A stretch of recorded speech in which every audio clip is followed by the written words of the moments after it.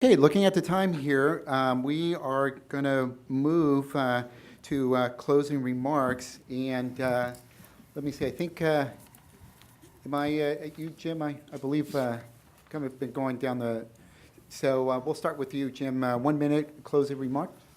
Okay.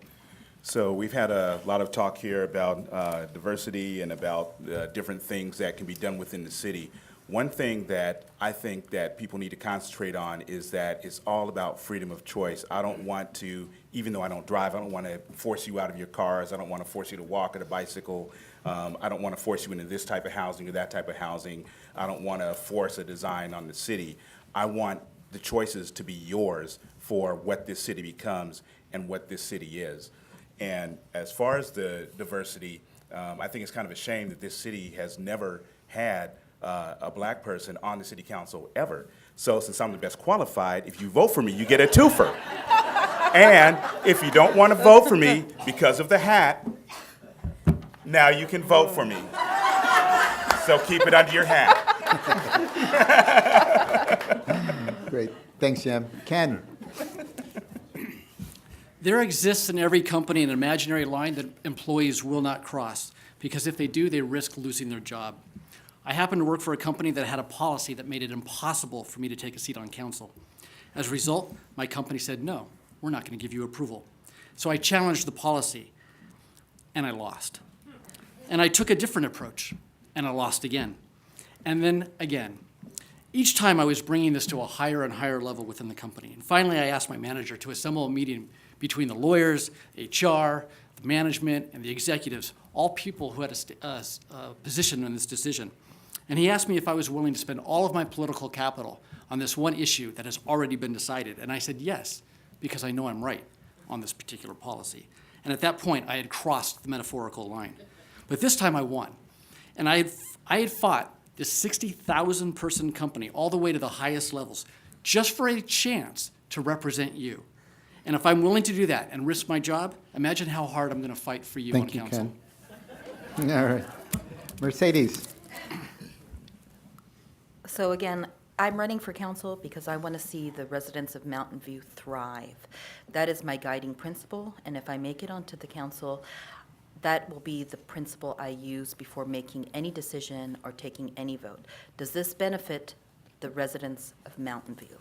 That is the most important thing to me, and that means preserving our neighborhoods.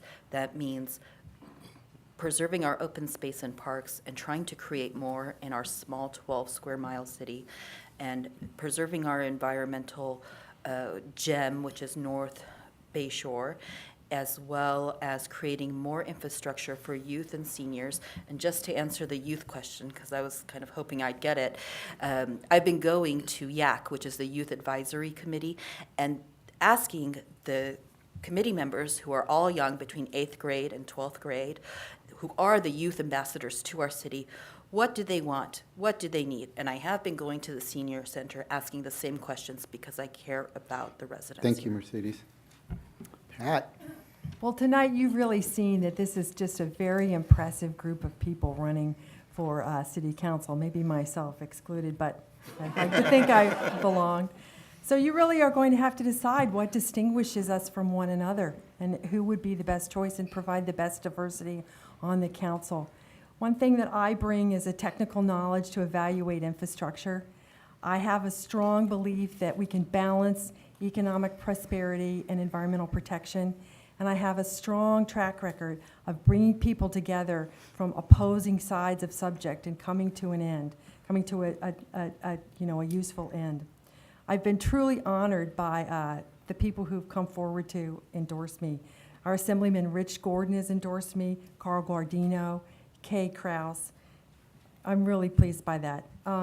So I respectfully request your vote on November 4th, and I look forward to talking to you after this in our reception.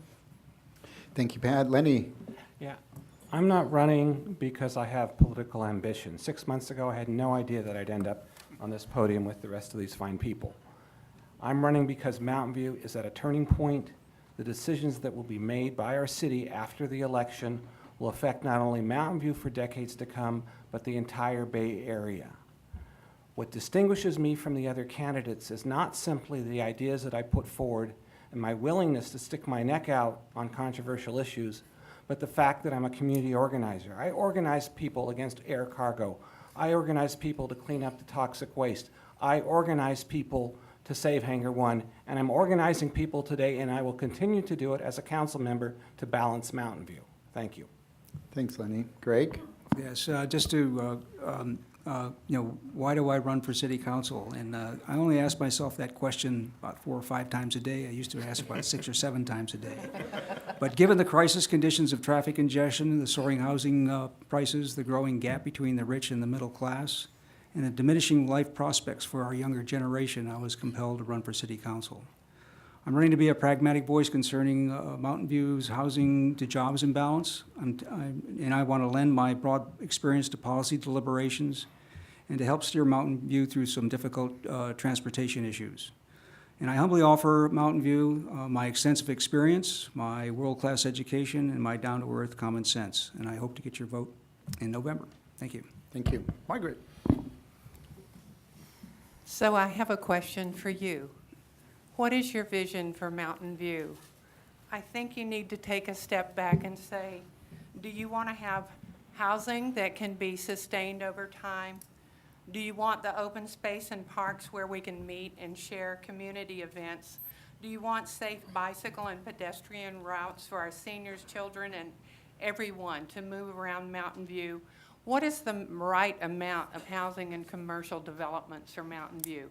Is that vision achievable in 12.2 square miles? We're planning the future of our Mountain View, and your vote will let us know what Mountain View will be. As a community leader, business professional, and longtime resident, I will listen and take your ideas and thoughts on all these issues when making the decisions that will guide the future of Mountain View. Please look for number 7 on your ballot and vote for Community Commitment Capriles. Thank you, Margaret. Ellen? Great. So I'd like to thank the Chamber and the League of Women Voters for facilitating tonight's forum. Also, thank you to Microsoft for hosting. Most of all, I'd like to thank all of you for spending your Wednesday night with us, where we would actually typically be in Planning Commission, but thank you. I feel very fortunate that I'm able to sit alongside so many candidates that care about the city as much as I do.